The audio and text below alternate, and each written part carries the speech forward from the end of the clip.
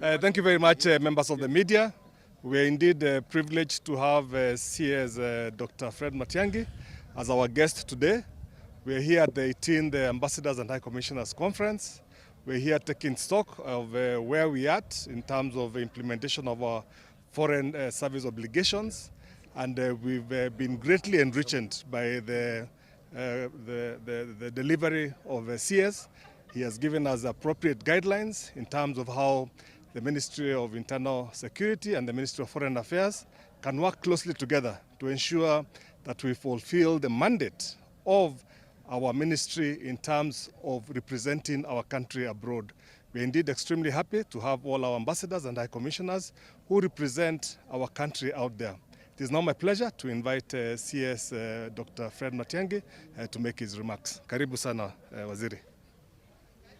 Thank you, Isaiah. Quite frankly, I would almost say there's nothing to say because I was invited here to address our ambassadors on our preparedness for the general elections because they're the ones who represent our country in various capitals around the world.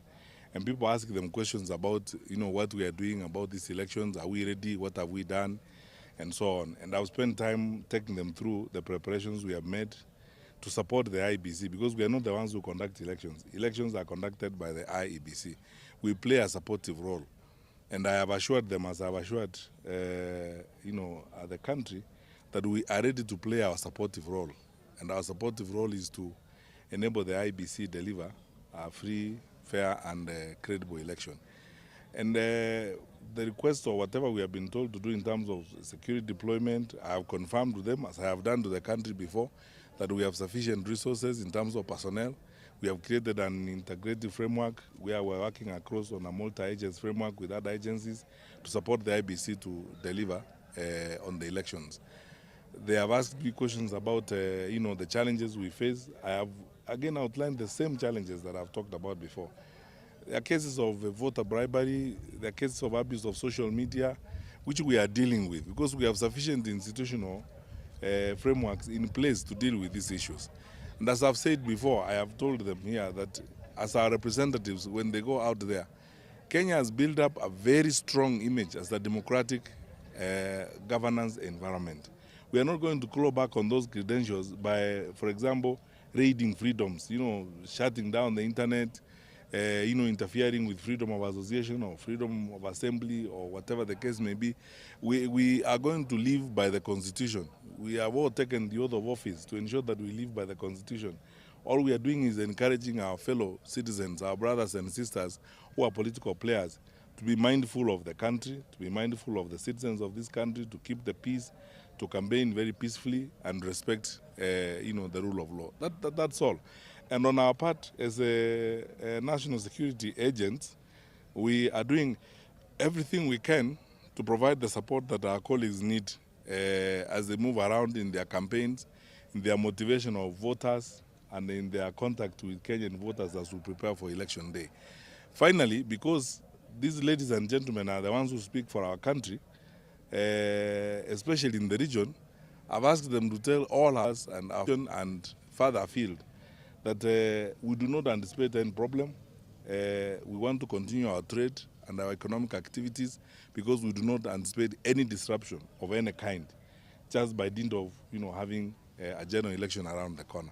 So it is as simple as that, and I'm happy about this interaction. And my colleague, the Cabinet Secretary for Foreign Affairs, will substantively soon talk and communicate our general position on this. Government operates in an organic manner. Everyone plays their part, but we are coordinated in an organized way because government is an institution.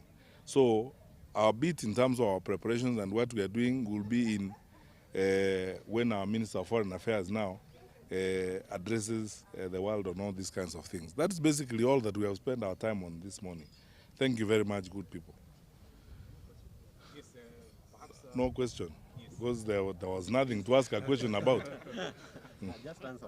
What is being done to align the diplomatic strategy and the security intel sharing between countries because they are the people that are outside there and our eyes. As I said before, my friend, You know, government is an organic institution.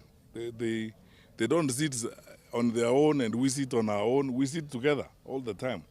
The Minister of Foreign Affairs and myself are members of the National Security Council. So all decisions are taken jointly together under the leadership of our president. We have one president who guides us and provides the overall policy direction on which way we should go. And he has guided on all these things.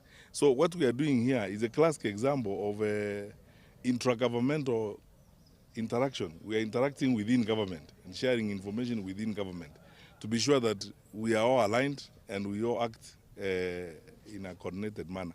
And most of our diplomats, even if I say so myself, one, highly experienced public servants. Many of them have done a stint in the public service and so on. We are fortunate and we thank God, and we should be eternally grateful to God that as a country we are able to put up the level of brain trust that you see in our diplomatic corps. The people who represent our country are easily some of the smartest people even on the continent on a number of issues.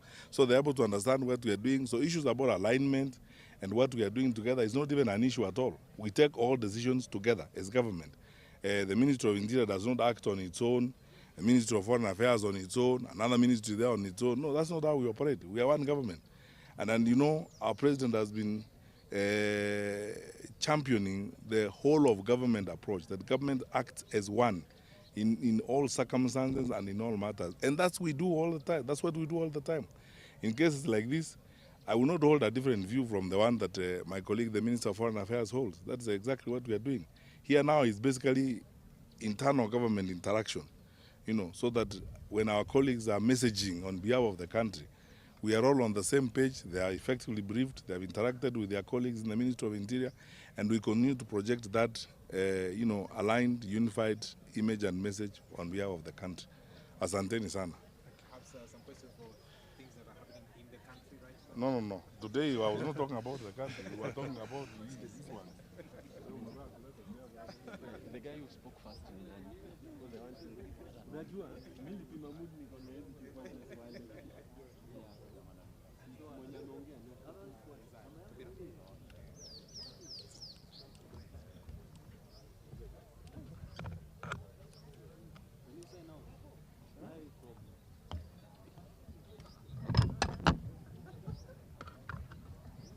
Let me help you.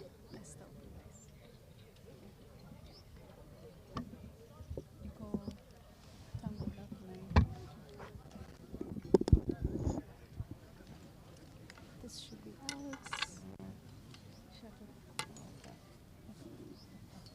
It's being tangled up.